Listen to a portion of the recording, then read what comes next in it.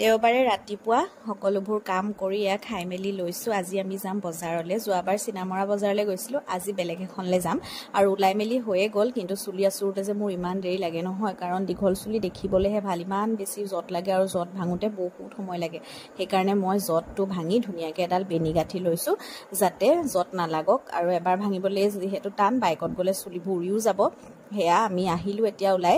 আৰু এই বজাৰখন মালোৱালিত বহে, মানে দেওবাৰে বহে, নিউ ভেলি ৰোডৰ কাষত। নিউ ভেলি ৰোডলৈ গৈছোঁ, কিন্তু এইখন বজাৰলৈ মই আগতে নাই যোৱা, সেইকাৰণে ই লৈ আহিছে। আৰু এয়া পাচলিখিনি ওলাই আছে, কিন্তু তাৰ মাজতে মোৰ চকুত পৰিলে এটা বস্তু, এইটো প্লাম হয়। এইটো একদম ঘৰুৱা প্লামটো, যোনটো ডাঙৰ ডাঙৰ নহয়, মানে সৰু সৰু আৰু অকণমান টেঙা। এইটো যে খাবলৈ বহুত ধুনীয়া।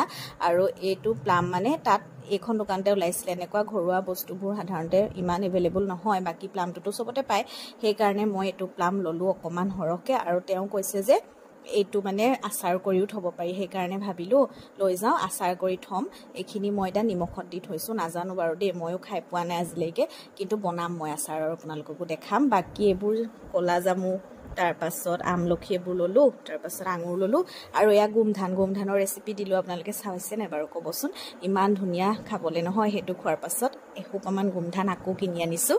তাৰপাছতে এয়া মাংস লৈ আহিলোঁ জেঠাইহঁতৰ ঘৰলৈ। মা আৰু ভণ্টি আহিছে জেঠাইৰ ঘৰলৈ, সেইকাৰণে মোকো মাতিলে। আৰু আমি দুটাও আহিলোঁ, আজি দিনত মানে ভাত খাজ ইয়াতে খাম। আৰু প্লাম আনিছিলোঁ নহয়, সেয়া পূৰা কাটি লৈছোঁ, নিমখ জলকীয়া সানি খাম। এয়া নিমখ আৰু অকণমান জলকীয়া গুড়ি দিছোঁ। এইটো অকণমান টেঙা দেই, মিঠা নহয় মানে প্লামটো। আৰু মোৰ হাতত এয়া তেল পৰিলে, একদম পূৰা উখহি আছে, তথাপিও টেঙা খাবলৈ এৰা নাই।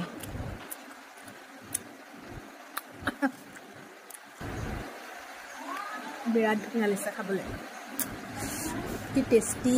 নিমখ জলকীয়া গুড়ি সানি খাবা আৰু।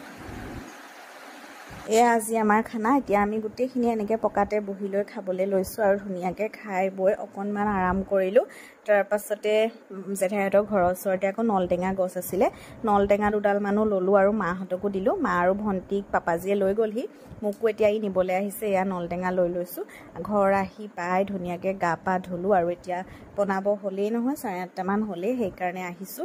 আৰু দিনতে মই মাংস মেৰিনেট কৰি থৈছিলোঁ, সেয়া এতিয়া ফ্ৰাই কৰিছোঁ, অকণমান মিঠা কৰি বনালোঁ। আৰু এইটো কুকাৰ কালি আনিছিলোঁ কেণ্টিনৰ পৰা, ভাবিলোঁ এইটো আজি উদ্বোধন কৰা যাওক, মাংস আছে যেতিয়া পোলাও বনাওঁ। ৰাতি সাধাৰণতে ৰুটি খাওঁ, ভাত সেইকাৰণে নাখায়, কাৰণে ভাবিলোঁ পোলাওকে বনোৱা যাওক। কুকাৰটো উদ্বোধন কৰিলোঁ আৰু ধুনীয়াকৈ পোলাও বনালোঁ। দুটা মানুহৰ কাৰণে অকণমানি কুকাৰ এটা দৰকাৰ হৈ আছিলে, সেইকাৰণে ল'লোঁ। আৰু ইমান মৰম লাগিছে কুকাৰটো নহয়। এফালে মাংস অকণমান গ্ৰেভিও কৰিলোঁ, এয়া মাংস হৈয়ে গ'ল। তাৰপাছত অকণমান মিঠা কৰিও বনালোঁ। আৰু এয়া আজি আমাৰ খানা। কেনেকুৱা পালে ভ্লগটো